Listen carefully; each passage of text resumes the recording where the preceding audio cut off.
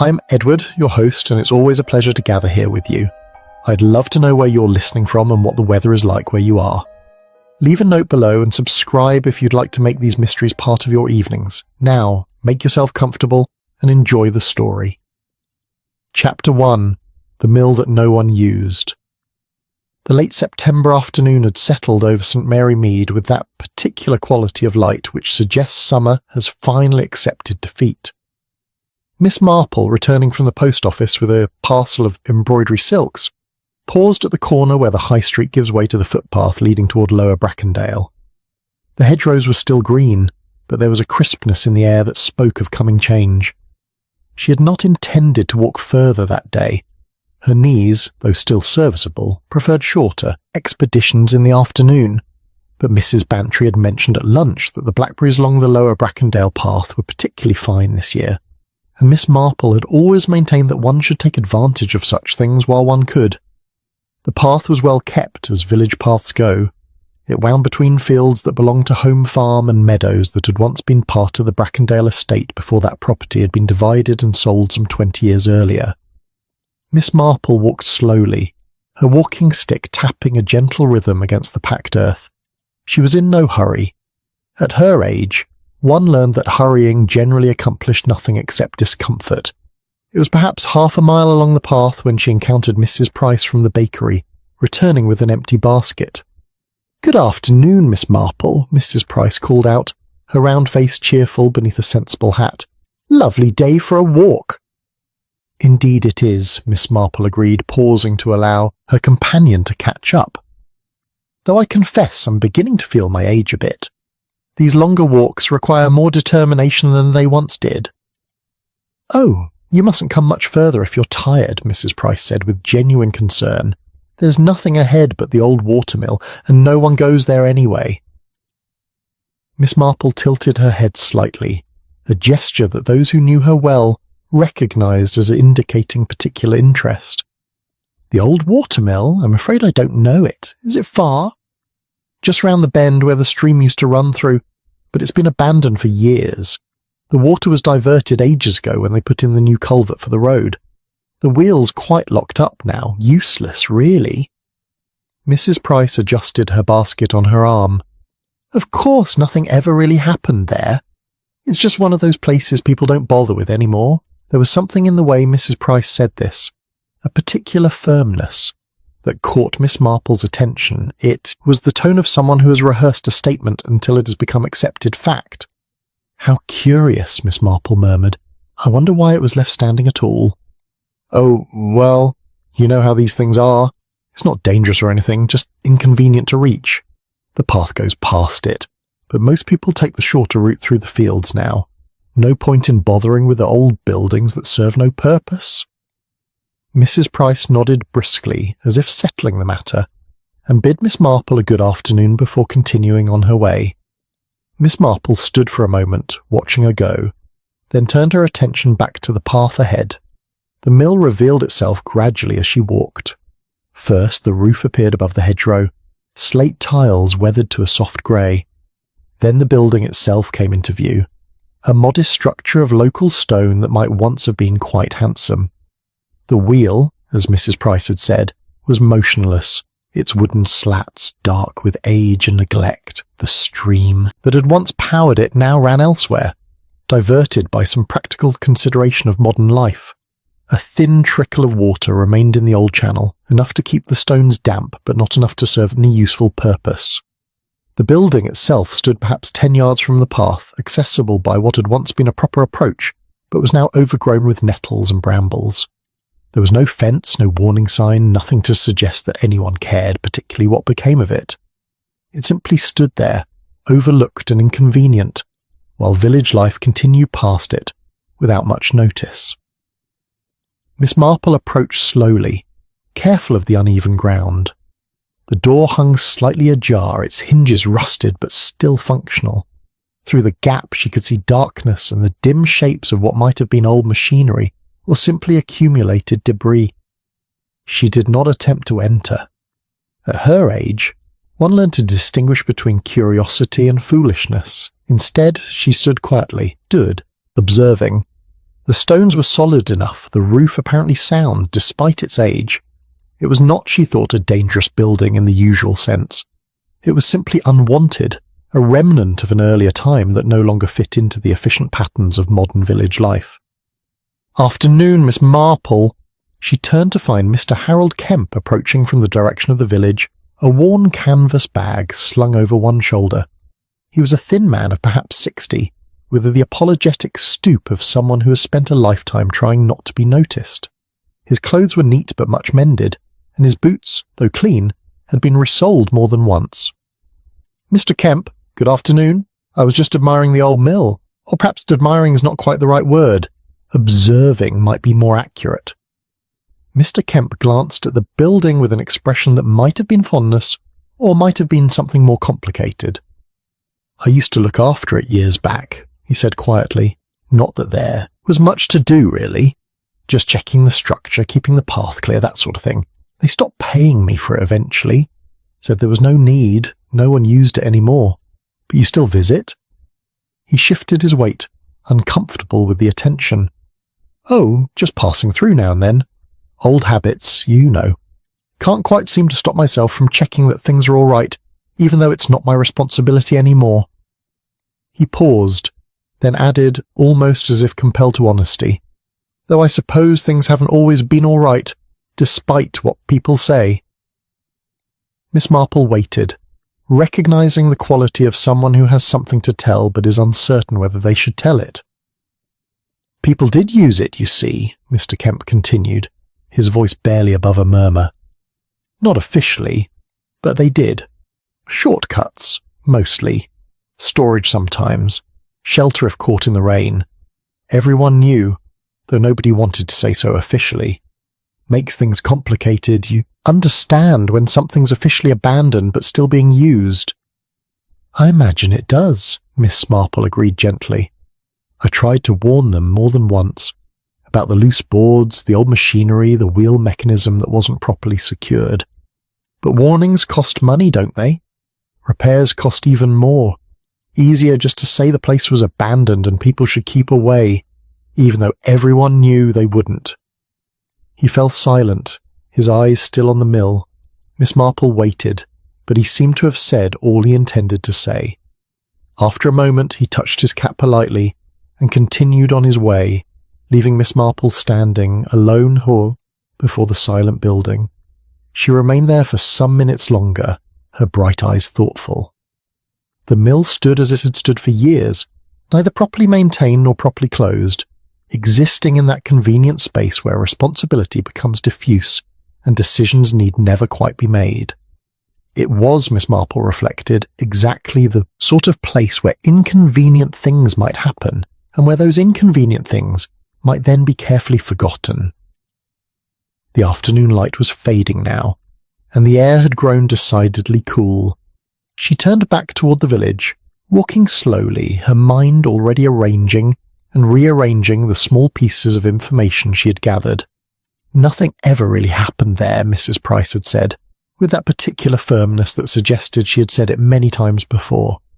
But Mr. Kemp's quiet words lingered in Miss Marple's thoughts as she made her way home. People did use it, he had said, and warnings, it seemed, cost money. Chapter 2. A list that should not exist. The discovery came on a Thursday morning, which was unfortunate timing in St. Mary Mead. Thursdays were market day in the nearby town of Much Benham, and half the village was away purchasing provisions or conducting business that could not be managed locally. This meant that news travelled more slowly than it might have done on another day, and by the time it reached Miss Marple over tea at the vicarage, it had already been discussed, dismissed, and largely decided upon by those who considered themselves authorities on such matters. "A most peculiar thing," Mrs. Clement said, pouring carefully from the silver teapot that had belonged to her mother. "Mr. Blake, the young man who's taken the old Hendry cottage near Lower Brackendale, found some sort of account book hidden in the mill. Apparently he's been clearing debris from the building, though why anyone would bother I cannot imagine." Miss Marple accepted her cup with a murmur of thanks. Mr. Edwin Blake was not known to her, personally, though she had heard his name mentioned once or twice. A newcomer to the village, she understood, who had purchased the derelict Hendry cottage some months ago with plans to restore it. An account book? She inquired mildly. Well, a ledger of some kind. Inspector Slack came out from Much Benham this morning to look at it, though of course there's nothing to be done. The vicar spoke with him briefly. Mrs. Clement lowered her voice slightly, though they were quite alone in the drawing room. It seems there are names in it. 7 names, each with a date beside them. She paused, waiting for Miss Marple to respond with appropriate surprise or concern. When Miss Marple simply continued to sip her tea with quiet attention, Mrs. Clement felt compelled to continue. The dates correspond to deaths in the village, people who died over the past 25 years or so. All perfectly natural or accidental, of course. There's no mystery about any of them. Inspector Slack was quite firm on that point. How reassuring, Miss Marple murmured, though I wonder why anyone would keep such a record. Mrs. Clement shifted slightly in her chair, a movement that suggested discomfort with the question. That's exactly what everyone's been saying. It seems quite pointless, really. Almost morbid, if one thinks about it too much. The inspector says it's most likely just coincidence. Someone keeping track of village events in an odd way. There's certainly nothing to suggest anything untoward. Miss Marple set down her cup with gentle precision. And yet he came out from Much Benham to examine it himself. That suggests he found it at least somewhat unusual. Oh, you know Inspector Slack. He takes his duties very seriously, perhaps more seriously than necessary at times. But he was quite clear that all 7 deaths had been properly investigated at the time and found to be entirely unremarkable. Natural causes, accidents, that thing. Nothing that would concern the police now. Through the vicarage window, Miss Marple could see the village green where several people had gathered, near the memorial cross. Even at this distance she recognised the upright figure of Mr. Leonard Firth, chairman of the parish council, in conversation with 2 other men. His gestures were emphatic, his posture one of someone providing authoritative reassurance. Mr. Firth has been very helpful, I understand, Mrs. Clement continued, following Miss Marple's gaze. He's been explaining to everyone that there's no cause for concern. He remembers several of the deaths quite clearly, having been involved in the parish council at the time. All very straightforward situations, he says. How fortunate that he remembers them so clearly, Miss Marple observed. 25 years is rather a long time. Well, village life, you know. One does remember these things, particularly when one has been as involved in community affairs as Mr. Firth has always been. He's been chairman for nearly 30 years now. Very practical man, very reassuring, not one to entertain unnecessary speculation. Miss Marple was silent for a moment, watching as Mr. Firth's small audience nodded in apparent agreement with whatever he was telling them. There was something in the scene that reminded her of a committee meeting she had once attended, where the chairman had spent considerable energy explaining why a certain proposal need not be discussed, thereby ensuring that it was discussed for twice as long as it might otherwise have been. I wonder, she said thoughtfully, whether anyone has spoken to Mr. Kemp about this ledger. Mrs. Clement looked momentarily confused. Mr. Kemp? The old caretaker? I shouldn't think so. Why would they? Only that he mentioned to me, quite recently, that he used to look after the mill. He might know something about who had access to it, or who might have hidden something there. Oh, I doubt anyone's thought to ask him, Mrs. Clement said, her tone suggesting this was perfectly reasonable. Mr. Kemp is rather, well, he tends to keep to himself. Not the sort of person one thinks to consult about important matters. Besides, he hasn't been caretaker for years. The council let him go when they decided the mill didn't need looking after anymore. Miss Marple filed this information away carefully, noting the slight edge in Mrs. Clement's voice that suggested the decision had not been entirely uncontroversial at the time. The sound of voices in the hallway indicated that the vicar had returned from his meeting. He entered the drawing room with Inspector Slack, a broad-shouldered man whose expression suggested he had been explaining the same thing repeatedly and was growing weary of the exercise. Miss Marple, the vicar said warmly. Good afternoon. I believe you know Inspector Slack. "Indeed," Miss Marple replied. "Good afternoon, Inspector. I understand you've had an unusual morning." Inspector Slack grunted, accepting the cup of tea that Mrs. Clement hastily poured for him. "Unusual waste of time, more like. Some fool finds an old notebook and everyone assumes there's been foul play. There hasn't been. 7 people died over a quarter century, all from perfectly ordinary causes. Falls, illness, accidents, nothing remotely suspicious about any of them." "Then why record them?" Miss Marple asked, her tone one of simple curiosity. The inspector scowled into his teacup. "How should I know? People do peculiar things. Maybe someone was morbidly inclined. Maybe they were keeping family records and happened to note village deaths. Point is, there's nothing there that suggests anything criminal. I've checked the files. Every death was investigated at the time and properly accounted for." "I'm sure you're quite right," Miss Marple said soothingly, "though I confess I'm curious about whose names appear in this ledger." The inspector pulled a small notebook from his pocket and consulted it with obvious reluctance. "Let's see, Martha Hewitt died on 29, complications from influenza. Thomas Grayson, 32, fell from a ladder, repairing his barn. Sarah Wickham, 1936, heart failure. James Porter, 1940, drowned in the river after a fall. Catherine Morris, 1945, took a chill that developed into pneumonia. Robert Finch, 1949, collapsed while walking, natural causes. And Peter Ashford, 1952, fell down the cellar stairs at the village hall. All thoroughly investigated, all explained, all done with." He snapped the notebook shut with an air of finality. Miss Marple's expression remained pleasantly attentive, but her eyes were thoughtful. "And they all lived in or near Lower Brackendale?" "Near enough, within the parish boundaries anyway. Nothing unusual about that. It's a small community. People die, that's life." Inspector Slack finished his tea and stood. "Now, if you'll excuse me, I need to get back to Much Benham. I've got actual police work waiting, not wild speculation about perfectly ordinary deaths." After he had gone, promising the vicar that he would file his report and consider the matter closed, Miss Marple sat quietly for a moment, her knitting emerging from her bag as it always did when she was thinking deeply. "Well," Mrs. Clement said with evident relief, "that's settled then. Nothing to worry about after all. I must say I'm glad. The village has quite enough to occupy itself with the harvest festival coming up without entertaining morbid fancies." "Quite," Miss Marple agreed, her needles clicking softly. "Though I believe I should like to call on Mrs. Alice Pemberton tomorrow if she's receiving visitors. I understand she was married to the land agent for many years and keeps excellent records of village history. She might remember these 7 people and the circumstances of their deaths."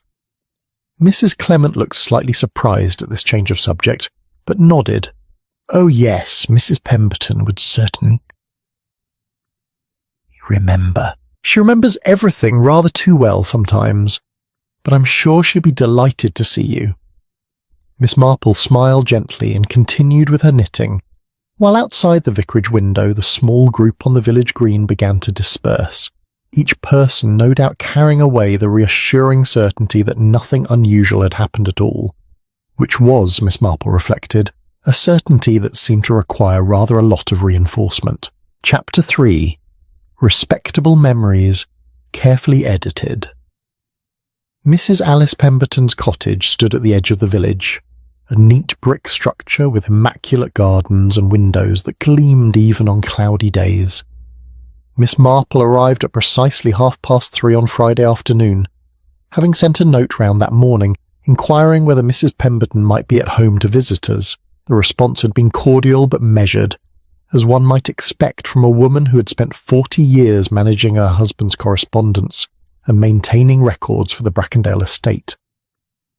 Mrs. Pemberton was not one to encourage idle gossip, but she was also far too well bred to refuse a social call from a respectable neighbour.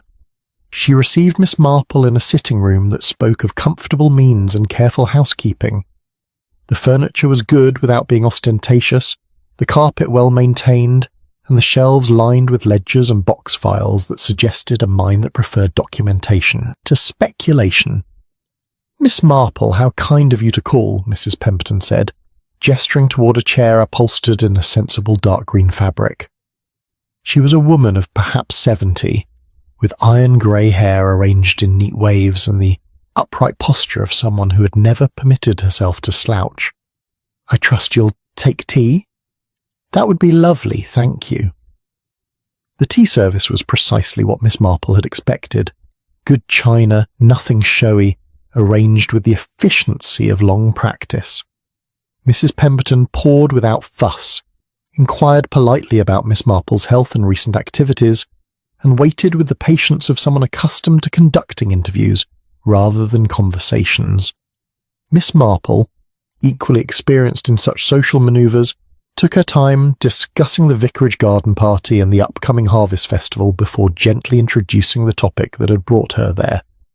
"I understand there's been some small excitement in the village," she remarked, setting down her cup. "Something about an old ledger found at the mill." Mrs. Pemberton's expression did not change, but her hand stilled momentarily before reaching for the milk jug. "Hardly excitement, I should say. A foolish fuss over nothing. Inspector Slack confirmed as much yesterday. 7 names of people who died years ago, all from perfectly natural causes. I can't imagine why anyone would find it noteworthy." "You remember them, I expect," Miss Marple said, "having kept records for so many years." "I remember them all quite clearly." Mrs. Pemberton's tone was firm, almost defensive. "Martha Hewitt took ill with influenza in the winter of 1929. She was never strong, always prone to chills. Thomas Grayson was careless on a ladder, typical of him, really. He never took proper precautions despite repeated warnings. Sarah Wickham had a weak heart, it was bound to happen eventually. The others were similarly straightforward." Miss Marple listened attentively, noting how rarely the information came as if it had been reviewed recently or perhaps discussed with others who needed reassuring. "It must have been distressing for the village," she observed, "losing 7 people over such a span of time." "Death is part of life, Miss Marple. In a village of this size one becomes accustomed to it. Each was mourned appropriately and laid to rest with proper ceremony. There was nothing unusual about any of it. And yet someone felt compelled to record them all together in one place. That seems rather unusual in itself." Mrs. Pemberton's lips thinned slightly. "People do odd things. Perhaps it was someone with a morbid turn of mind. Or perhaps it was simply a family member keeping track of deaths for genealogical purposes and happened to leave the book at the mill by accident. The point is that there's nothing sinister about it, and dwelling on the matter serves no purpose." Miss Marple accepted a second cup of tea and changed her approach slightly. "I was speaking with Mr. Kemp the other day. He mentioned that he used to look after the mill." "For a time, yes, until the council decided it was an unnecessary expense. The building wasn't being used for anything, after all." Mr. Kemp seemed to feel there were concerns about its safety. Mrs. Pemberton's expression grew even more guarded. Mr. Kemp was always finding concerns about something.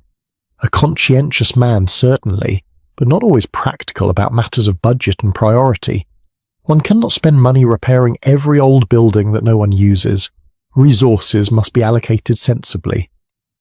"But people did use it, didn't they?" Miss Marple said gently. "Even after it was officially abandoned. Shortcuts, storage, that sort of thing." There was a brief silence. Mrs. Pemberton set down her cup with great precision. If people chose to cut through private property against advice, that was their own affair. The mill was posted as unsafe at various times. What people chose to do after that was their responsibility, not the council's. "Of course," Miss Marple agreed, "though I imagine Mr. Kemp worried about that very thing." "Mr. Kemp worried about many things, Miss Marple, not all of them warranted. Now, as to these 7 deaths, since I expect that's what you've really come to discuss, I can provide you with details if it will satisfy your curiosity." She rose and retrieved one of the ledgers from her shelf, opening it with the confidence of someone who knows exactly where every entry can be found. "Martha Hewitt collapsed near the mill in January N29. The weather was bitter, and she had been caught in a storm. She developed pneumonia and died 3 days later. Thomas Grayson fell from a height while repairing the mill roof in May 1932. He struck his head and died instantly. Sarah Wickham fainted by the mill bridge in August 1936. The heat affected her heart. James Porter slipped on the wet stones near the mill race in March 1940 and drowned before help could reach him. She continued through the list, each entry delivered with the same firm certainty, each death explained with references to weather, individual carelessness, or pre-existing conditions. Miss Marple listened carefully, noting not just what was said, but how it was said. Each account was complete, detailed, and confident. Yet something nagged at her attention, something about the way the information fit together too neatly, like pieces of a puzzle that had been trimmed slightly to make them connect. "You have a remarkable recall," she observed when Mrs. Pemberton had finished. "I keep thorough records, Miss Marple. It's a habit from my years managing estate business. Every death in the parish is noted in these ledgers, along with circumstances and relevant details. It's simply good practice." "And these 7 all happened near the mill." Mrs. Pemberton closed the ledger with a soft thud. "The mill is along a commonly used path.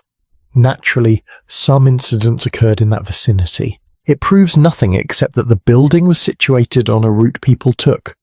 There's no mystery here, Miss Marple. Just unfortunate coincidences properly documented and explained at the time." She returned the ledger to its shelf and turned back to Miss Marple with an expression that suggested the topic was now closed. "More tea?" Miss Marple declined politely and took her leave shortly afterward, thanking Mrs. Pemberton for her hospitality and her time. As she walked back toward the village centre, her mind was occupied with the conversation just concluded. Mrs. Pemberton remembered everything. That much was clear. She remembered dates, circumstances, details that most people would have long forgotten. She had her records, her ledgers, her careful documentation of village life and village deaths. What Miss Marple found most interesting, however, was not what Mrs. Pemberton remembered, but how she remembered it. Each death had been presented as an isolated incident, a separate tragedy with its own distinct cause. Martha's weak constitution, Thomas's carelessness, Sarah's heart condition, James's unfortunate slip. 7 separate stories, each thoroughly reasonable on its own. Yet they all ended in the same place, and that place was always near the Old Watermill. Miss Marple walked slowly, her walking stick tapping thoughtfully against the pavement. In her long experience she had learned that the most dangerous lies were not the obvious fabrications, but the careful selections of truth, arranged just so, with certain connections politely overlooked. Mrs. Pemberton had told her nothing but facts. She was quite certain of that. The question was, which facts had been left out? Chapter 4, How Tragedies Are Sorted. Miss Marple spent the evening after her visit to Mrs. Pemberton reviewing the folders by lamplight, her spectacles perched on her nose and a cup of cocoa growing cold at her elbow. The documents were, as she had expected, impeccably organised. Each death had its own section: the original incident report, Dr. Haydock's medical notes, the inquest verdict where applicable, and in several cases, parish council minutes that made peripheral reference to the deceased. It was these peripheral references that Miss Marple found most illuminating. Martha Hewitt's death in 1929 had prompted a brief discussion about whether the footpath past the mill should be officially closed. The motion had been tabled pending cost estimates for alternative routes. Those cost estimates, it appeared, had never materialised. Thomas Grayson's fatal fall in 1932 had led to consideration of prohibiting the use of mill premises for private storage. Again, no formal decision, had been reached. The minutes noted that such matters are best handled through informal understanding rather than rigid prescription. By the time of Sarah Wickham's heart failure in 1936, the parish council minutes made no mention of the mill at all. The death was recorded, condolences were noted, and discussion moved swiftly to the repair of the church roof. Miss Marple set down the papers and sipped her cocoa, finding it had gone quite cold. She rose to prepare a fresh cup, her mind occupied with the pattern emerging from these careful records. The following morning brought rain, a steady autumn drizzle that discouraged unnecessary outdoor activity. Miss Marple spent it quietly at home until shortly after lunch, when the rain eased to a mere mist and she decided to call upon Miss Nora Ellis, the village schoolteacher who lived in a tidy cottage behind the school building. Miss Ellis was a woman of perhaps 50, with iron-grey hair pulled back severely and a manner that suggested she tolerated imprecision in neither thought nor expression. She received Miss Marple in a sitting room where books lined every available wall and the furniture, though comfortable, had a utilitarian quality.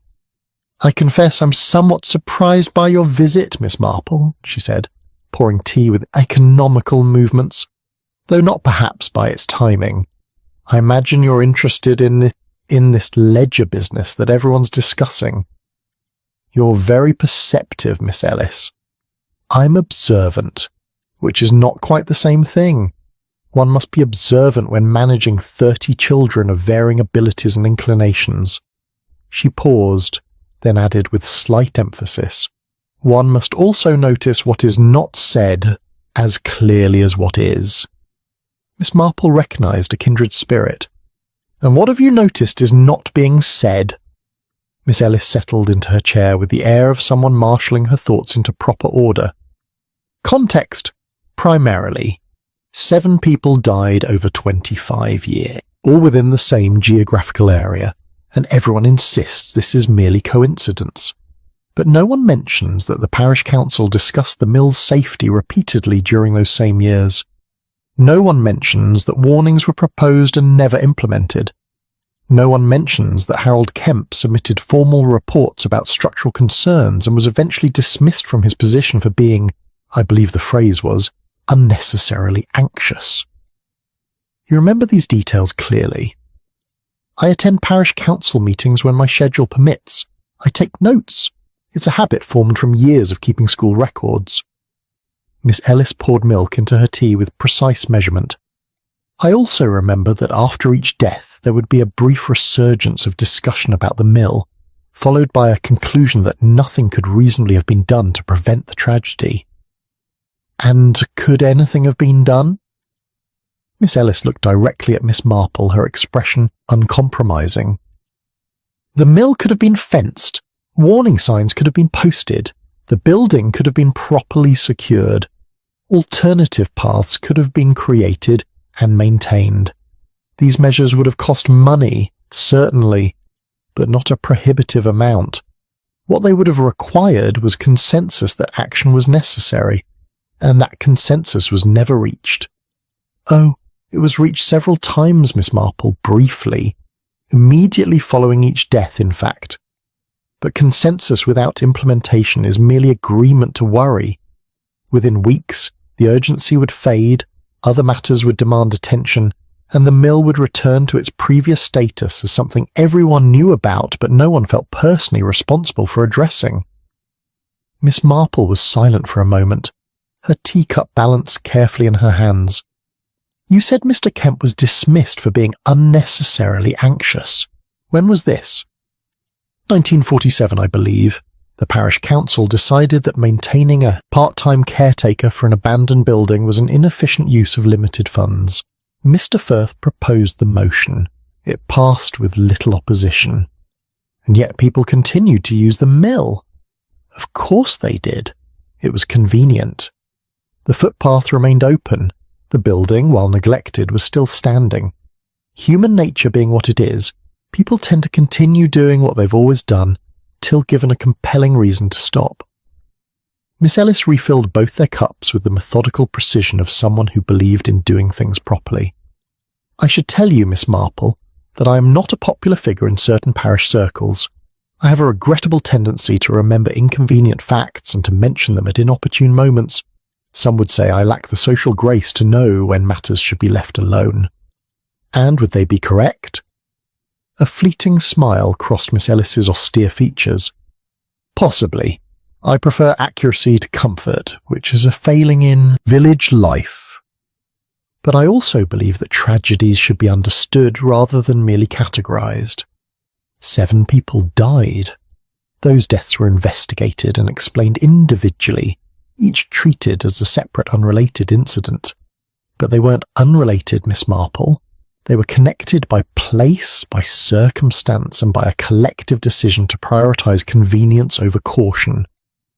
You sound as though you blame the parish council. I blame no one, Miss Ellis corrected. Blame is too simple.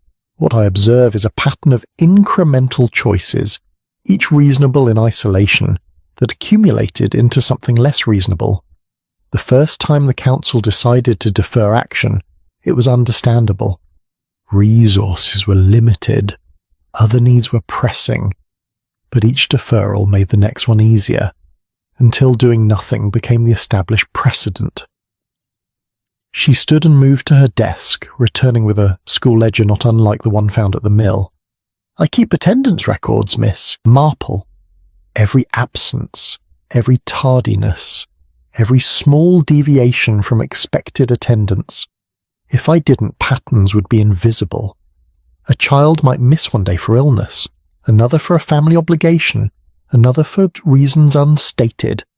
Each absence individually insignificant, but together they might indicate a problem requiring intervention. And the 7 deaths were 7 absences that no one recorded together until someone, presumably Mr. Kemp, created a ledger that made the pattern visible.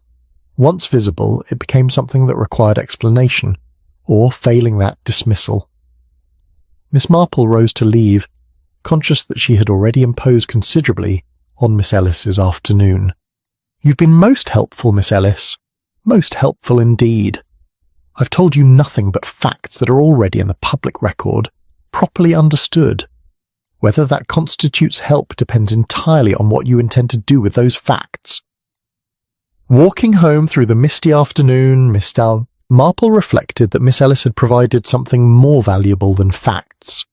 She had provided a framework for understanding how 7 separate tragedies might be connected not by malice, but by the simple human tendency to defer difficult decisions until they cease to feel necessary at all. Which was, Miss Marple thought, often far more dangerous than any deliberate harm. Chapter 5. The Comfort of Separate Stories. The village, Miss Marple observed over the following days, had developed a remarkable ability to discuss the ledger without actually discussing what it might signify. Conversations at the post office, the greengrocer's, and the lending library all followed a similar pattern. Acknowledgement that the discovery was peculiar followed swiftly by the reassurance that each death had been properly explained, concluding with mild criticism of whoever had caused unnecessary concern by finding the thing in the first place. It was on Saturday morning, while purchasing stamps, that Miss Marple first heard Mr. Edwin Blake's name mentioned with something other than neutral curiosity. "Stirring things up," Mrs. Price from the bakery was saying to the postmistress. "That's what comes of newcomers poking about in old buildings. Nothing good ever comes from disturbing what's been settled." "He's only trying to restore the Hendry cottage," the postmistress replied, though her tone suggested she found this a questionable ambition. "I suppose he thought the mill might have useful timber or tools. Well, he found trouble instead, didn't he? And now everyone's unsettled, talking about things that happened years ago as if they matter now." Miss Marple accepted her stamps and ventured a mild observation. "I understand Mr. Blake is quite young. Young people do tend to approach old buildings with enthusiasm rather than caution." "He's 35 if he's a day," Mrs. Price said firmly. "Old enough to know better. Came from London 6 months ago, paid cash for that ruin of a cottage, been making noise and a mess ever since. Not that there's anything wrong with improvement, mind you, but there's improvement and there's disruption." The postmistress, a more measured woman, added, "He does seem genuine enough in his intentions. I've spoken with him once or twice, very polite, very earnest about his plans. He wants to create a weekend retreat. I understand. Peace and quiet, he said, away from city life." "Found the opposite, didn't he?" Mrs. Price observed with satisfaction. Miss Marple made her way home thoughtfully. She had not yet met Mr. Blake, but she was beginning to form an impression of how the village had sorted him into a convenient category. the outsider whose actions could be questioned without the complications that arose when questioning one's neighbours. That afternoon brought an unexpected visitor. Mr. Harold Kemp appeared at Miss Marple's gate, cap in hand, with the apologetic demeanour of someone who has rehearsed a conversation many times but doubts the wisdom of having it. "Miss Marple, I hope I'm not intruding. I wondered if I might have a word." "Of course, Mr. Kemp. Please come in." She settled him in her sitting room with tea and seed cake, noting how his hands trembled slightly as he accepted the cup. He was not, she thought, a man accustomed to asserting himself. "It's about that ledger," he began, then stopped, as if uncertain how to proceed. "The one found at the mill?" "Yes, only you see it was mine. I kept it. I never meant for it to cause trouble, but I couldn't quite not keep it, if you understand me." Miss Marple understood perfectly. She had known many people who kept records of things they could not speak aloud, as if the act of writing made the burden more bearable. "You recorded the deaths because you felt they should be remembered together?" Mr. Kemp looked at her with something like relief. "That's it exactly, though I couldn't have put it so clearly. Each time it happened, everyone would say it was unfortunate, couldn't be helped, just one of those things, and each time I'd think about the warnings I'd given, the repairs I'd suggested, the concerns I'd raised.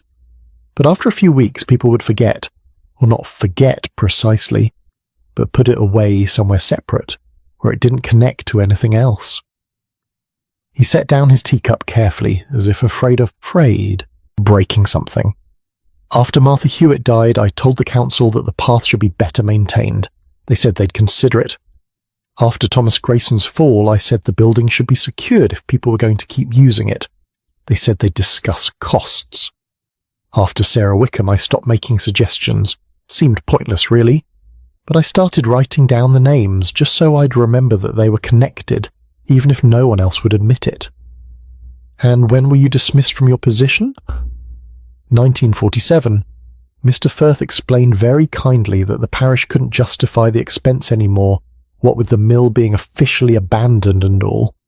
He was quite right, from a practical standpoint. I just wished someone had mentioned that official abandonment doesn't stop people from using a place, any more than official concern stops when someone leaves off being paid to voice it. Miss Marple refilled his teacup, giving him time to gather his thoughts.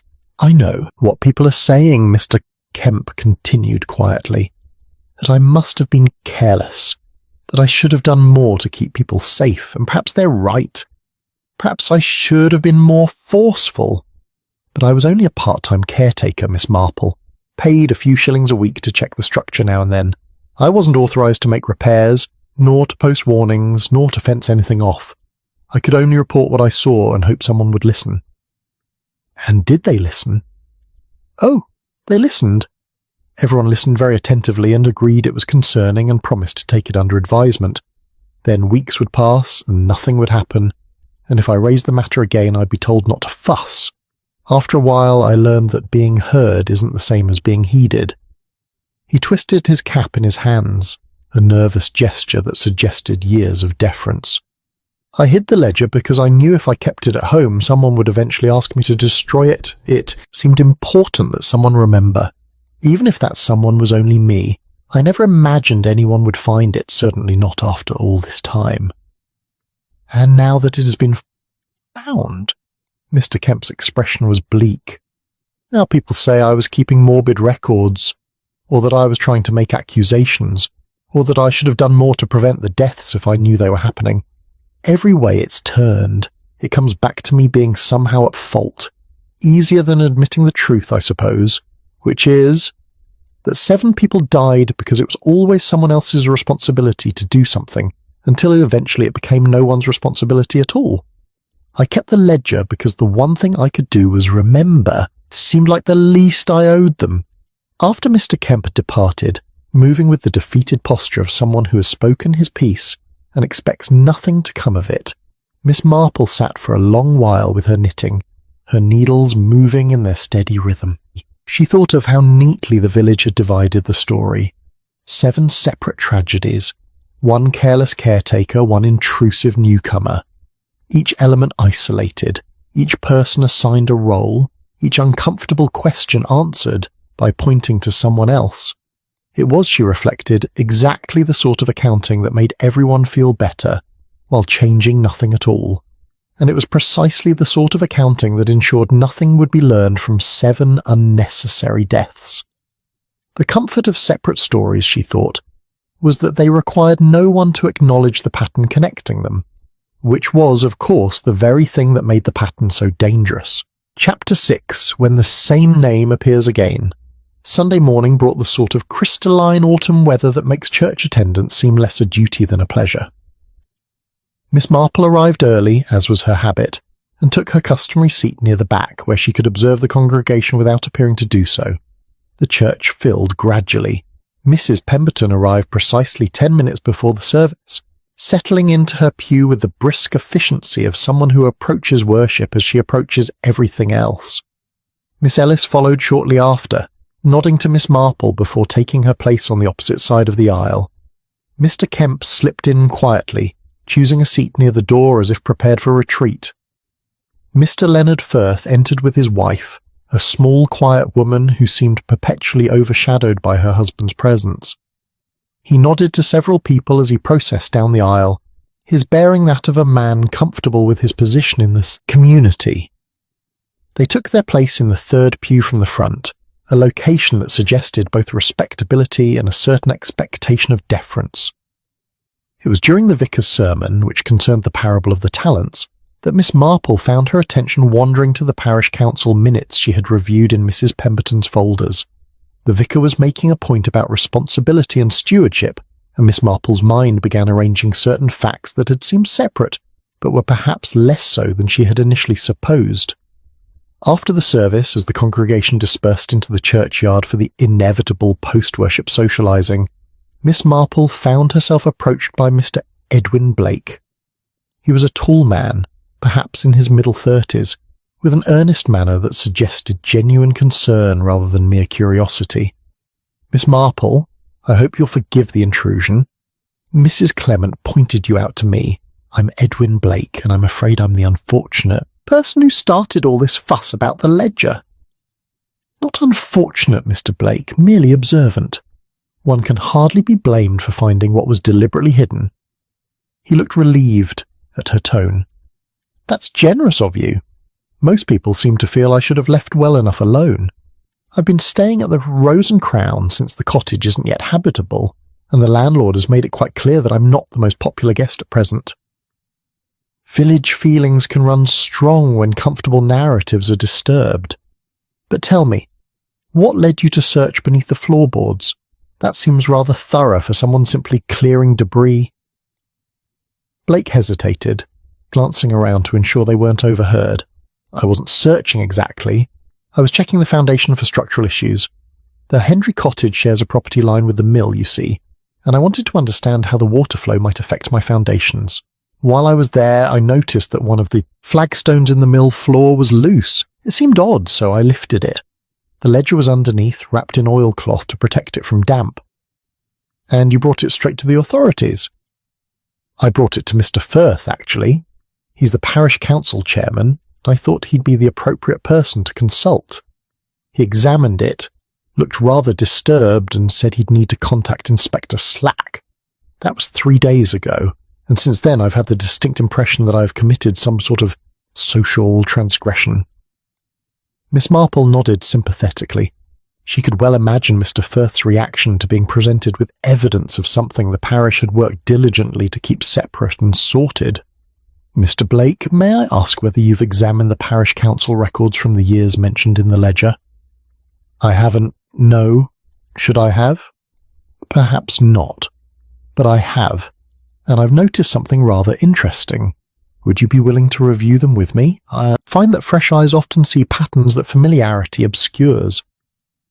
They arranged to meet that afternoon at Miss Marple's cottage, where she had the relevant folders laid out on her dining table. Blake arrived punctually, carrying a notebook and wearing the expression of someone who suspects he's stumbled into something more complex than he'd intended.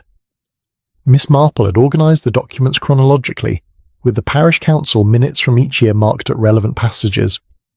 "You see here," she began, pointing to a minute from April 1929, The council discussed the footpath past the mill. Mr. Firth proposed that it be formally closed and an alternative route established. The motion was seconded by a Mr. James Porter. Blake leaned forward, interested. That's one of the names from the ledger. James Porter drowned in 1940. Precisely. Now look at this meeting in June 1929 after Martha Hewitt's death. The motion about the footpath came up again. This time it was tabled with Mr. Firth noting that costs must be considered carefully. The dissenting voice was Mr. Porter, who argued that safety should take precedence over economy. Blake began turning through the documents more quickly, his expression growing increasingly troubled. Here in 1933, after Thomas Grayson's fall, there's discussion about prohibiting private storage in the mill. Mr. Firth again raises cost concerns, and here's Mr. Porter again, arguing for immediate action. The vote was evenly split, with Mr. Firth casting the deciding vote to defer the matter. Continue, Miss Marple encouraged gently. 1937, after Sarah Wickham. Mr. Porter proposed that the mill be fenced and warning signs posted. Mr. Firth countered that such measures would be unnecessarily alarmist and might attract unwanted attention to the building. Mr. Porter's motion failed. Blake sat back, his face pale. Mr. Porter died in 1940. The ledger says he drowned after falling into the river, but the minutes from 1939 show he was still pushing for action about the mill. He proposed a comprehensive safety review which was voted down. Mr. Firth's notes in the margin say that Mr. Porter had become obsessive about the matter and was causing unnecessary anxiety among parishioners. Miss Marple allowed him a moment to absorb this information before directing his attention to another set of minutes. Now look at Catherine Morris. She joined the parish council in 1943, replacing a member who'd moved away. By 1944, she too had begun raising concerns about the mill. She proposed using wartime labour to secure the building. Mr. Firth argued that wartime resources should not be diverted to non-essential projects. And she died in 1945, Blake said quietly. Of pneumonia following a chill. The ledger records it as exposure. Indeed. And here we have Robert Finch, who became treasurer in 1947.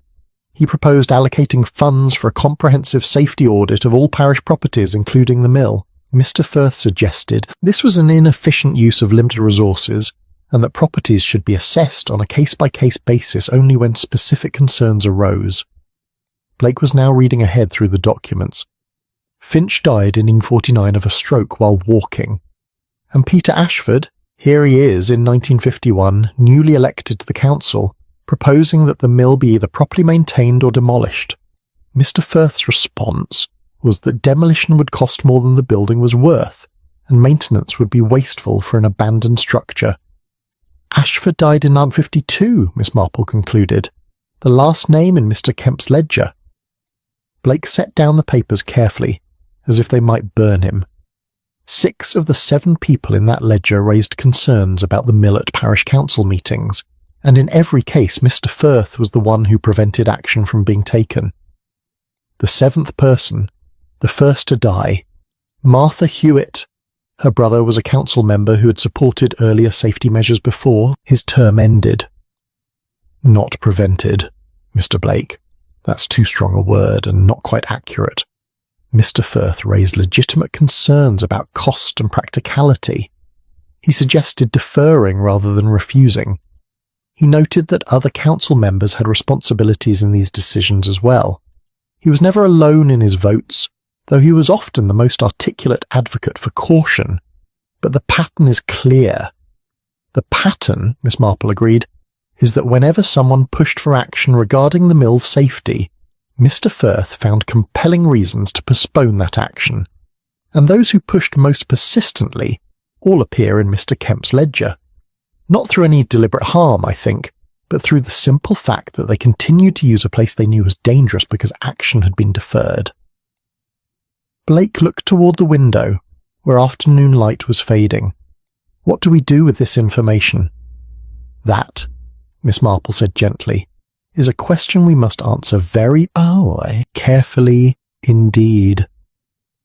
For what they had found was not evidence of crime, but evidence of something perhaps more troubling, a pattern of deaths made possible not by malice, but by the persistent triumph of practicality over precaution. Chapter 7. What the mill was allowed to become. The realization once reached could not be easily set aside. Miss Marple spent Monday morning in her garden, ostensibly attending to the chrysanthemums, but in truth allowing her mind to work through the implications of what she and Mr. Blake had discovered. The autumn air was sharp and clean, conducive to clear thinking, though the thoughts themselves brought little comfort. By early afternoon, she had decided that certain conversations could no longer be avoided. She found Mr. Firth in his office at the grain merchant's, where he had worked for 40 years before semi-retiring to focus on his parish council duties.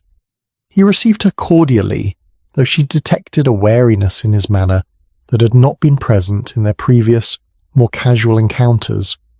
"Miss Marple, what a pleasant surprise, though I suspect this isn't entirely a social call." "You're quite perceptive, Mr. Firth. I've been reviewing some parish records and find myself with questions that only you can properly answer." He gestured to a chair, his movements betraying a certain tension beneath the outward courtesy. "I imagine this concerns the ledger. That unfortunate business has stirred up more trouble than it warranted. 7 ordinary deaths over 25 years, Miss Marple. Tragic, certainly, but hardly mysterious." "No," Miss Marple agreed quietly, "not mysterious at all. In fact, the circumstances are remarkably clear, once one looks at them together rather than separately." Firth's expression grew guarded. "I'm not sure I follow you." "I think you do, Mr. Firth. You've been following this pattern far longer than I have." She opened her handbag and withdrew several sheets of paper, notes she had made from the parish council minutes. 6 of the 7 people in Mr. Kemp's ledger raised concerns about the mill at council meetings. Each time those concerns were met with legitimate objections about cost, practicality, and the proper allocation of limited resources. Each time the decision was made to defer action. Those were collective decisions, Miss Marple. I was one voice among several. You were the voice that carried the day, Mr. Firth. Not through force, but through reason. You articulated the practical difficulties with uncommon clarity. You made deferral seem not like avoidance, but like prudent management. Firth was silent for a long moment, his hands folded on the desk before him. "What exactly are you suggesting?" "I'm not suggesting anything untoward. I'm observing that the mill became a place where risk was quietly exported. People knew it was unsafe, yet they continued to use it because no formal prohibition existed. Warnings would have required posting signs, which would have required acknowledgement that a hazard existed, which would have raised questions about liability and responsibility. Far simpler to maintain that the building was abandoned and trust that sensible people would avoid it. That's precisely what we did maintain. And yet everyone knew people were using it. The footpath ran directly past it. The building provided shelter from rain, storage for tools, a shortcut for those in a hurry. Mr. Kemp reported these uses repeatedly, but formal acknowledgement would have required formal action, which would have required expenditure, which would have required justification to ratepayers who might have asked why the building hadn't been secured years earlier. Firth's face had grown pale, but his voice remained steady. You make it sound as though we deliberately allowed people to come to harm. No, Miss Marple said gently. I don't believe that at all. I believe you made a series of reasonable decisions, each defensible in isolation, that accumulated into something less defensible. The first time the council deferred action, it was understandable. Resources were indeed limited. Other needs were indeed pressing. But each deferral established a precedent, made the next one easier, until doing nothing became the natural course. Other council members voted the same way.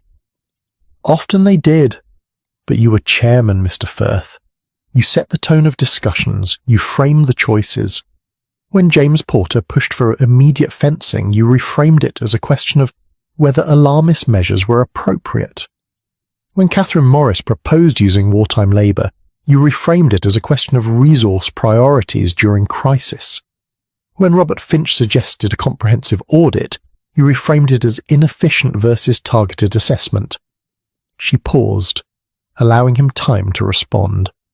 When he didn't, she continued. You weren't wrong in any of these framings, Mr. Firth. That's what makes this so troubling. Every argument you made was reasonable. Every concern you raised was legitimate. But the cumulative effect was that 7 people died in or near a building that the parish knew was dangerous but chose not to address. Firth stood abruptly and moved to the window, his back to Miss Marple.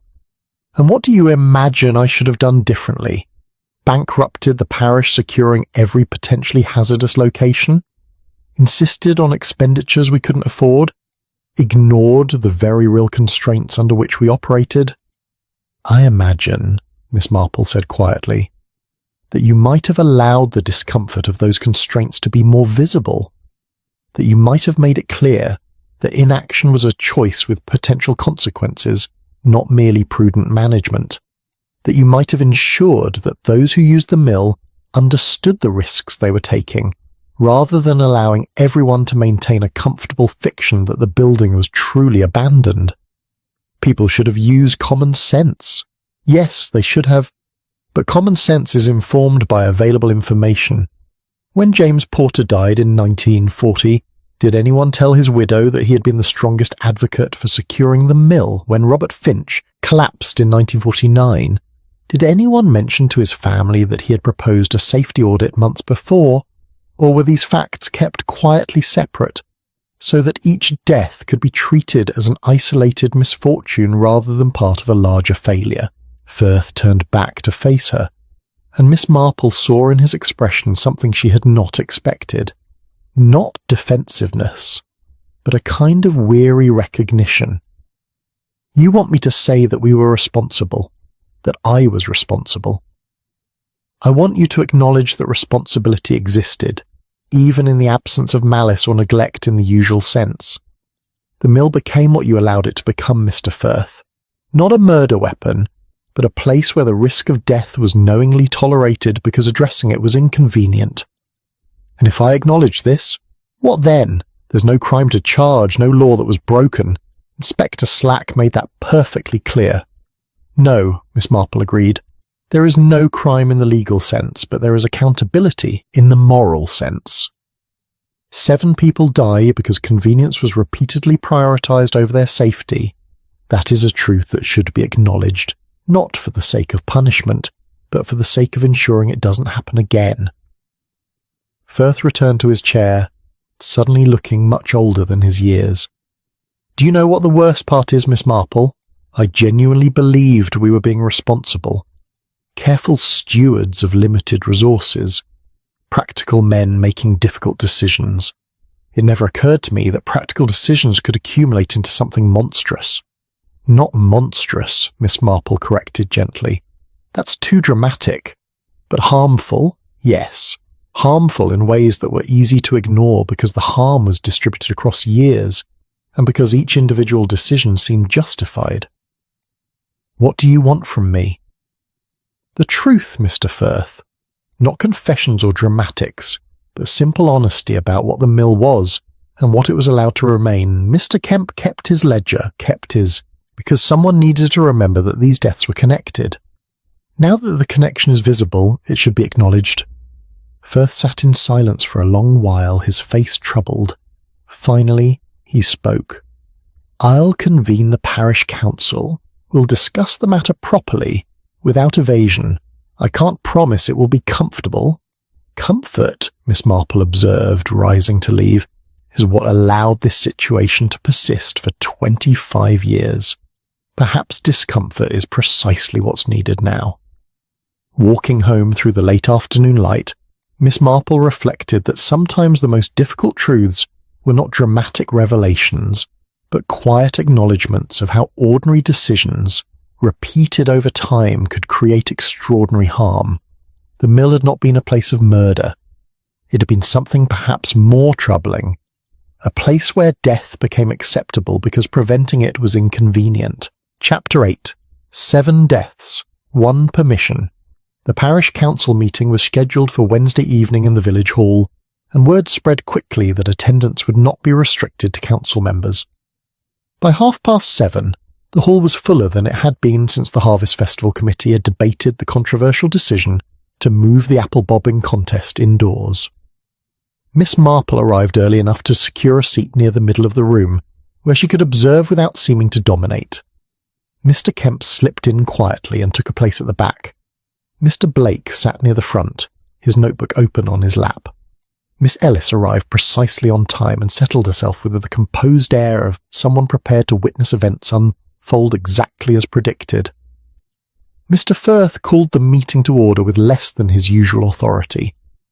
The other council members, 3 men and 1 woman who had served in various capacities over the years, wore expressions ranging from confusion to apprehension. They had been told only that the matter of the mill ledger required formal discussion, and Miss Marple suspected that none of them quite knew what to expect. "Thank you all for coming," Firth began, his voice steady despite the pallor of his face. "We're here to discuss the ledger found at the Old Watermill, and what it reveals about decisions this council has made over the past quarter century. I want to begin by stating clearly that no crime has been committed. Inspector Slack has confirmed this, and I have no reason to dispute his conclusion. However, Miss Marple has brought certain patterns to my attention that warrant honest examination." A murmur ran through the assembled villagers. Mrs. Pemberton sat very straight in her chair, her expression carefully neutral. Mrs. Clement looked bewildered, as if she had wandered into the wrong meeting entirely. "The ledger lists 7 names," Firth continued. 7 people who died between 1929 and 1952, all in circumstances that were investigated and explained at the time. What was not examined was the connection between these deaths, the fact that all occurred in or near the old mill, and that 6 of the 7 had raised safety concerns about that location at parish council meetings. The murmuring grew louder. Mrs. Price from the bakery called out, "Surely you're not saying the council was responsible for those deaths?" "I'm saying," Firth replied with careful emphasis, "that this council repeatedly chose not to act on legitimate safety concerns because acting would have been expensive, complicated, and uncomfortable. Those were not unreasonable considerations, but they had consequences we preferred not to acknowledge." He paused, then continued in a quieter voice. "I have reviewed the minutes from the relevant years. Each time someone proposed fencing the mill, posting warnings, securing the building, or creating alternative pathways, I raised objections, cost objections. Practical objections, procedural objections, all legitimate, all reasonable, all effective in preventing action. And each time, other council members supported these objections, sometimes enthusiastically, sometimes reluctantly, but consistently enough that no action was ever taken. Mrs. Pemberton stood, her voice cutting through the room. "You make it sound as though we sat around deliberately plotting to endanger people. That's both unfair and inaccurate. We made decisions with the information available to us, within the constraints we faced. Every village council must balance competing needs with limited resources." "You're absolutely right," Firth agreed, "and that's precisely the problem. Because we were making reasonable decisions within our constraints, we never had to confront the cumulative effect of those decisions. Each deferral seemed justified, each delay seemed prudent. But over 25 years, those justifiable deferrals created a situation where 7 people died in a place we all knew was dangerous but chose not to address." Mr. Blake spoke up, his voice carrying clearly despite obvious nervousness. "If I may, Mr. Firth has shown me the council minutes. What strikes me as most troubling is not any single decision, but the pattern of those who died. 6 of them had argued for action. They weren't random victims, they were people who recognized the danger, spoke up about it, were overruled, and then continued to use a place they knew was unsafe because the council's inaction created the impression that it must not be as dangerous as they feared. "They chose to use it," someone called from the back. "No one forced them." Miss Marple rose to her feet, and the room fell silent in that particular way that elderly ladies of unimpeachable respectability can command. "No one forced them," she agreed. But consider what signals were sent. When James Porter argued for immediate fencing and was told such measures were unnecessary, what was he to conclude? That his concerns were exaggerated, that the risk was acceptable, that if the council, with all its collective wisdom, deemed the situation manageable, then it must be so. And so he continued to use the footpath, as did others, until one dark evening in 40 when he fell into the river and drowned. She paused, her mild blue eyes surveying the room. Catherine Morris proposed using wartime labour to secure the building. She was told that resources must be prioritised for essential projects. The unspoken message was that the mill was not dangerous enough to warrant attention, even during a period of mobilised effort. And so she too continued to use it, until a winter's day in 1945 when she took a chill there that developed into fatal pneumonia. "We couldn't foresee every possible tragedy," Mrs. Pemberton protested. "No," Miss Marple agreed. "But you could have been honest about the risks you were choosing not to address. Instead, each death was treated as an isolated misfortune. Martha Hewitt's influenza, Thomas Grayson's ladder fall, Sarah Wickham's heart failure, James Porter's drowning, Catherine Morris's pneumonia, Robert Finch's stroke, Peter Ashford's fall. 7 separate stories, carefully maintained as separate, so that no one had to acknowledge the pattern connecting them." Mr. Kemp stood, cap in hand, his voice barely above a whisper. "I kept the ledger because I knew if I didn't write it down, if I didn't put those names together in one place, everyone would forget, or not forget exactly, but remember each death separately, the way you remember that it rained on Tuesday and Thursday, but don't notice that it rained every Tuesday and Thursday for a year. I couldn't make the council act, but I thought at least I could remember. Someone should remember." The room was silent now, the kind of silence that follows when an uncomfortable truth has been spoken and can no longer be easily dismissed. Firth cleared his throat. "Mr. Kemp is right. Someone should have remembered, and someone should have acted. This council failed in both respects, not through malice, not through deliberate neglect, but through a collective agreement that addressing the mill was always less urgent than other concerns. We agreed repeatedly not to intervene. That agreement killed 7 people as surely as if we had pushed them ourselves." "That's rather dramatic," Mrs. Pemberton said, though her voice lacked conviction. "Is it?" Firth met her gaze steadily. 7 people died because we decided over and over again that preventing their deaths was inconvenient. We told ourselves we were being practical, responsible, careful with resources. But what we were really doing was exporting risk to individuals while accepting no institutional responsibility for managing that risk. Miss Ellis spoke for the first time, her precise voice carrying authority. "I believe what Mr. Firth is describing as a form of permission, not explicit permission, to come to harm, but implicit permission created by the gap between acknowledged danger and refused action. The council knew the mill was unsafe. The council declined to secure it. Therefore, the council implicitly accepted that deaths might occur there and chose to treat such deaths as acceptable losses rather than preventable tragedies." 7 deaths, Firth said quietly. 1 permission, granted repeatedly through inaction, renewed with every deferred decision, maintained by treating each death as if it had no connection to the others. He looked around the room, his expression weary but resolute. "That permission ends tonight. The mill will be properly secured. Warning signs will be posted. Alternative pathways will be created. And this ledger, with its 7 names, will be placed in the parish archive as a permanent reminder of what can happen when practical considerations consistently outweigh human safety." No one spoke. There seemed nothing left to say. The truth, Miss Marple reflected, was finally visible. Not comfortable, not dramatic, but inescapably clear. 7 people had died not because anyone wished them harm, but because everyone agreed that protecting them was too much trouble. That agreement, sustained over 25 years, had been the only permission death required. Chapter 9. Miss Marple's Quiet Accounting. The days following the parish council meeting were marked by a peculiar quality of subdued reflection that spread through St. Mary Mead like autumn mist. People went about their daily business with their customary efficiency, but conversations at the post office and the greengrocer's carried an undercurrent of something that might have been discomfort or might have been the beginning of understanding. Miss Marple received several visitors during this period, each coming with questions they had not quite known how to ask before the meeting made such questions permissible.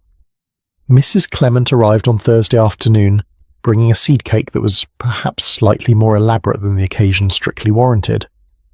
"I've been thinking about what you said at the meeting," she began, settling herself with her teacup. "About signals being sent. I confess it hadn't occurred to me that official inaction could be read as a form of reassurance. One assumes that if something were truly dangerous, authorities would intervene." "It's a natural assumption," Miss Marple agreed, "and generally a sound one, but it breaks down when authorities lack either the resources or the will to intervene, yet cannot admit to that lack without raising uncomfortable questions. My husband has been rather quiet since the meeting. I think it's troubled him more than he wishes to say. He served on the council for 2 years in the late 30s. He remembers voting to defer the fencing proposal, though he says at the time it seemed the only practical choice." Miss Marple poured more tea, her movements calm and unhurried. "I suspect many people are revisiting their own roles in these decisions. That's uncomfortable, but it's also necessary. The alternative is to retreat into defensiveness and learn nothing from what happened." Mrs. Clement nodded slowly. "Leonard Firth looks 10 years older. I saw him in the village yesterday, and he seemed almost diminished somehow. I know he bears more responsibility than most, but I can't help feeling rather sorry for him. He truly believed he was being a good steward." "I'm sure he did. That's what makes this situation so troubling.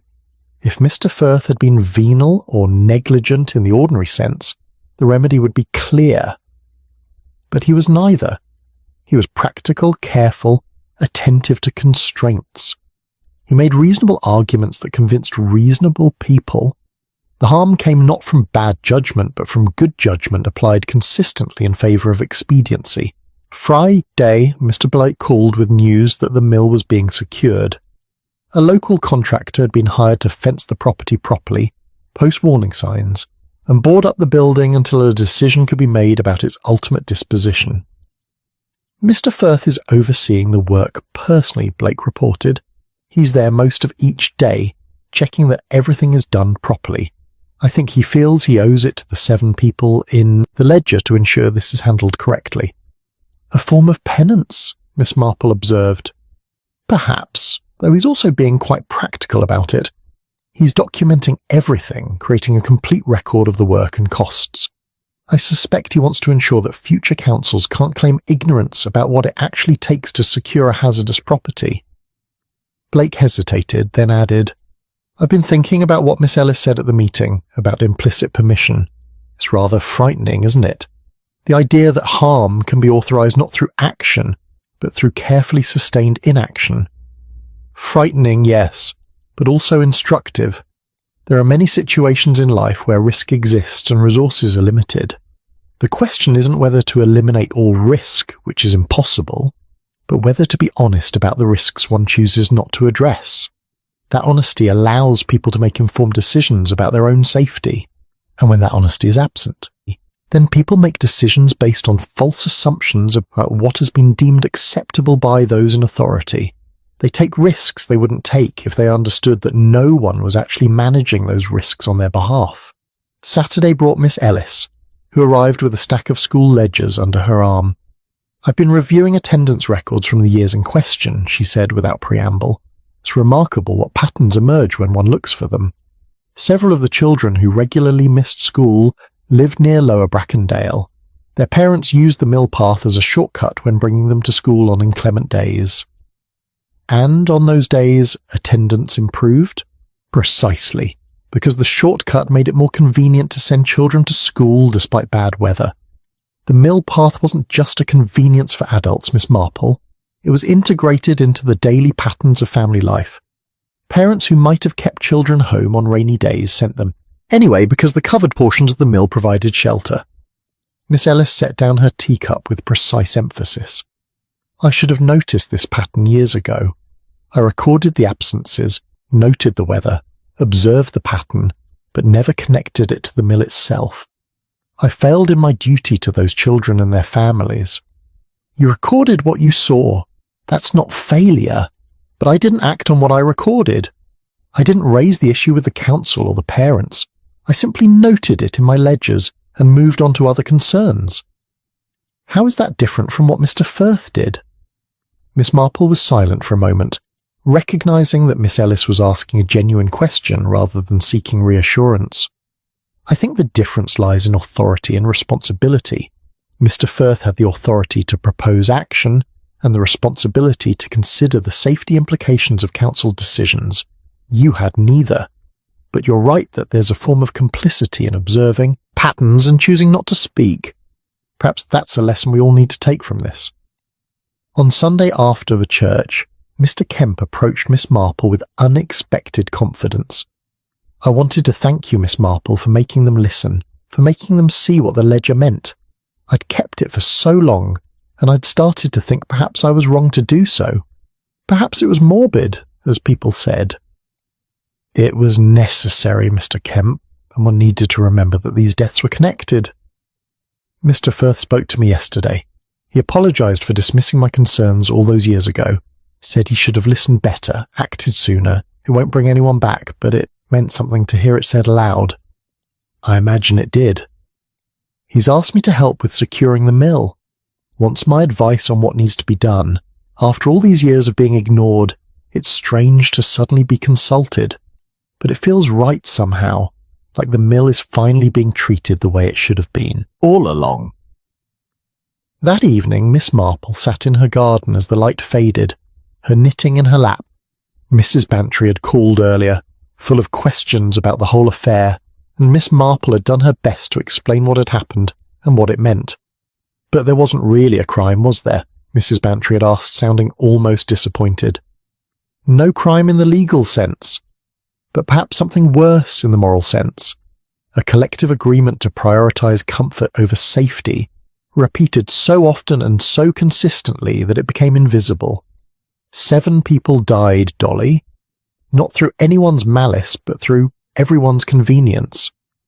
You make it sound as though we're all responsible for every bad thing that happens. Not for everything, no, but for the things we have the power to prevent and choose not to. Yes, I think we bear some responsibility for those. The question is whether we're willing to acknowledge that responsibility and learn from it, or whether we'll find ways to excuse ourselves and ensure nothing changes. Now, sitting alone in the gathering dusk, Miss Marple reflected on what the past week had revealed. Not a mystery in the traditional sense, with a clever murderer and a dramatic revelation. Instead, something quieter and more troubling. The realization that harm often comes not from evil intentions but from good people making reasonable choices that prioritize practicality over precaution, convenience over care, economy over ethics. The mill was being secured, the ledger was being preserved. Mr. Firth had been humbled but not destroyed. Mr. Kemp had been vindicated. The village was learning, however reluctantly, that tragedies could not always be sorted into comfortable separate stories. It was not a satisfying resolution in the way that catching a murderer might have been. But it was, Miss Marple thought, perhaps a more important one, because understanding how ordinary decisions could accumulate into extraordinary harm, that was a lesson the village desperately needed to learn, and one that she hoped, though she was not entirely confident, they would remember. Chapter 10. After the water ran clear. October arrived with a clarity that seemed almost symbolic.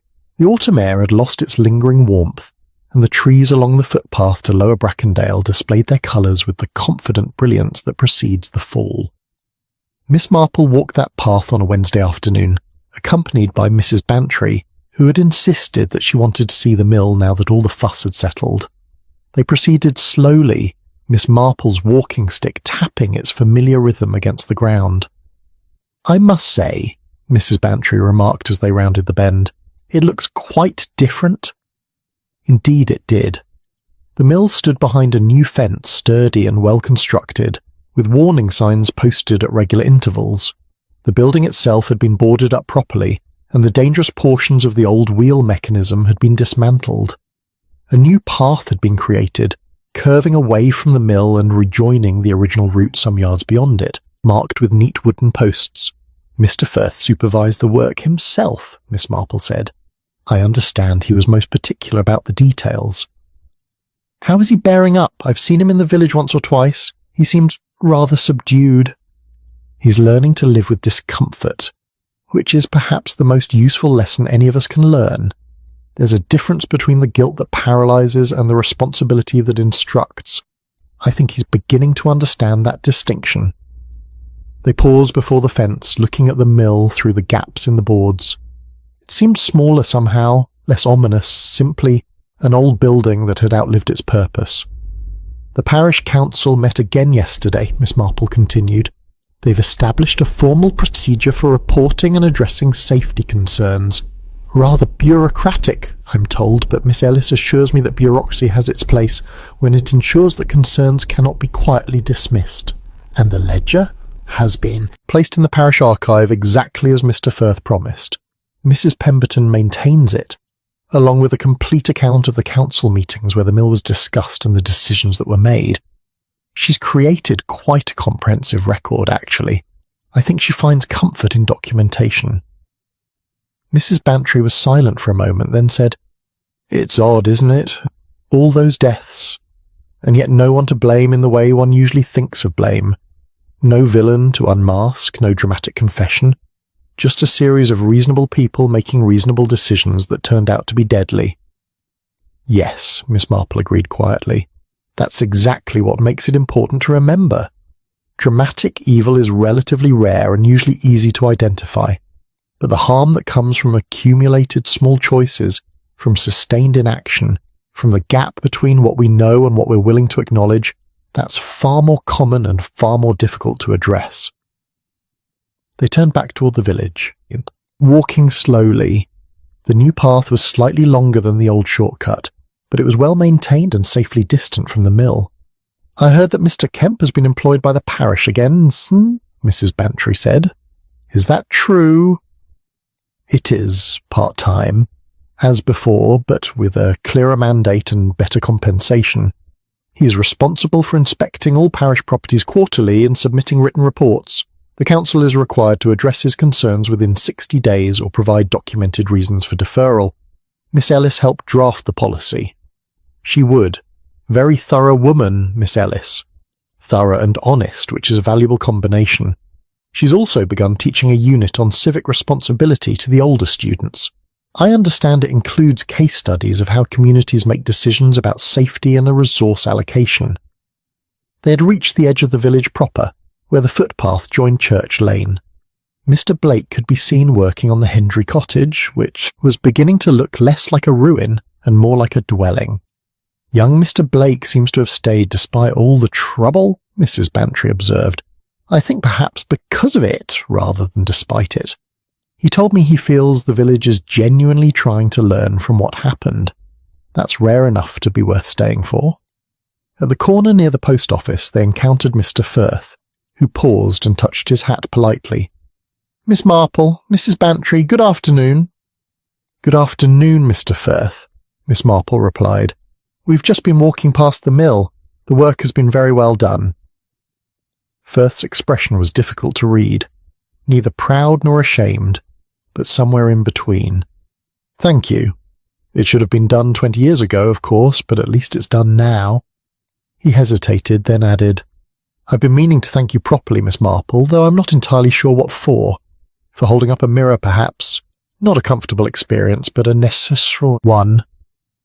You did the difficult part yourself, Mr. Firth. I merely asked questions. Questions that needed asking. He glanced toward the mill, though it was not visible from where they stood.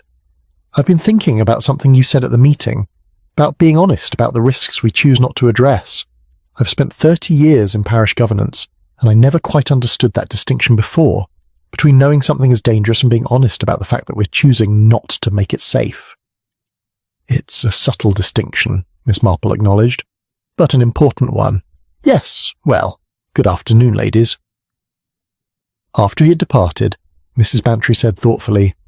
"I rather think he'll be a better chairman for this experience. More careful, perhaps, more willing to be uncomfortable when comfort might be dangerous." "I hope so, though the real test will come in 5 years or 10, when the memory of this has faded and new concerns press for attention. Will the lesson persist, or will the old patterns reassert themselves? That's the question no one can answer yet."